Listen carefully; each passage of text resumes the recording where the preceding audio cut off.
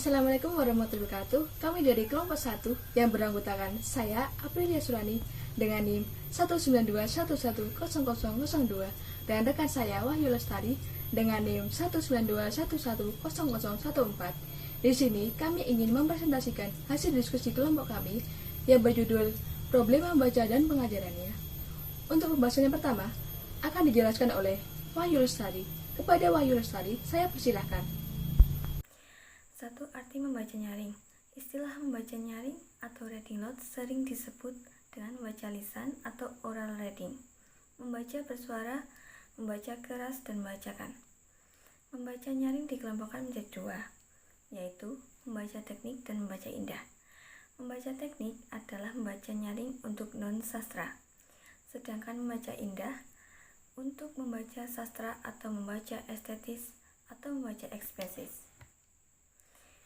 Menurut Tarigan 1985 berpendapat bahwa membaca nyaring merupakan keterampilan baca yang serba rumit, kompleks, dan seluk-beluknya.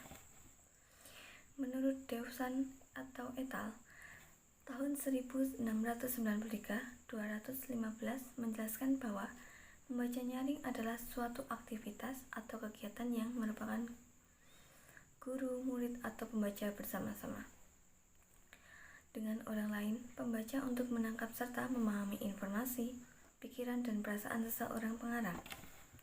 Menurut Haryadi tahun 2007, halaman 19 menjelaskan bahwa agar dapat membaca nyaring, Moulton tahun 1970, halaman 15 menjelaskan bahwa membaca nyaring selain melibatkan penglihatan, ingatan, dan juga turut aktif atau auditory memory, ingatan pendengaran, dan motor memory atau ingatan yang bersangkut paut dengan otot-otot kita.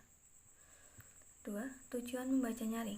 Tujuan umum membaca nyaring adalah untuk mengucapkan kembali tulisan atau karangan sesuai dengan keinginan atau pengarangnya dan menangkap informasi, pikiran, dan perasaan isi bacaan dengan tepat.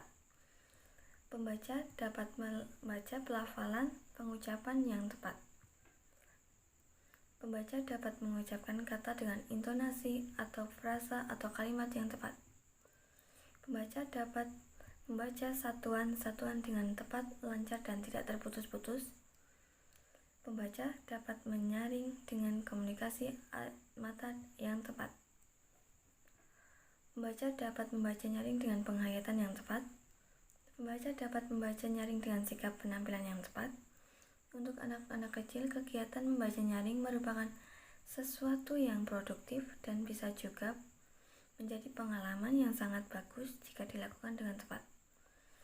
Ellis dan kawan-kawan tahun 1989 menjelaskan bahwa tujuan umum membaca adalah pemahaman menghasilkan siswa lancar membaca. Ketiga, manfaat membaca nyaring akan dijelaskan dengan rekan saya, yaitu Aprilia Surani. Yang ketiga, manfaat membaca nyaring. Untuk poin yang pertama, membaca nyaring sangat bermanfaat sebagai pendekatan untuk memuaskan hati, memenuhi berbagai tujuan hidup. Poin yang kedua, membaca nyaring bermanfaat untuk menyampaikan pengertian, perasaan, dan informasi kepada orang lain. Poin yang ketiga, mempercepat tumbuhnya tafsiran dan apresiasi bagi pembaca. Poin yang keempat, bermanfaat dalam suatu aktivitas atau kegiatan belajar mengajar.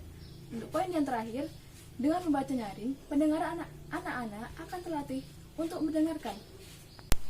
Yang keempat, keuntungan membaca nyaring. Menurut Rotley dan Winbridge, tahun 1933 mengemukakan bahwa poin yang pertama, pengalaman dari orang pertama penting, tetapi banyak siswa yang mempunyai keterampilan terbatas.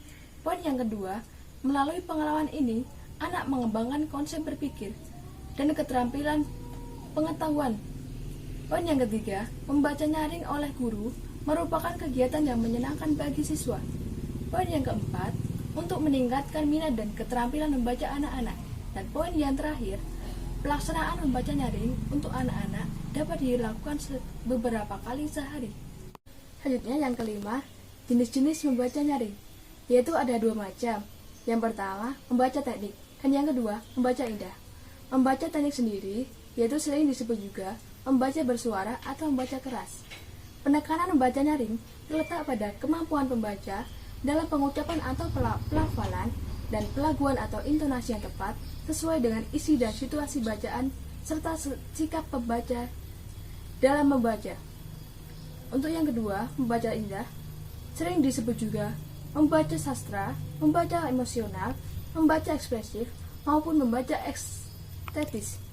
Penekanan membaca indah terletak pada kemampuan membaca dengan pengucapan atau pelafalan, pelaguan atau intonasi yang tepat, dan kemampuan penghayatan dan menggambarkan keindahan dan keharuan, serta penampilan sesuai isi dan situasi teks yang dibacakan.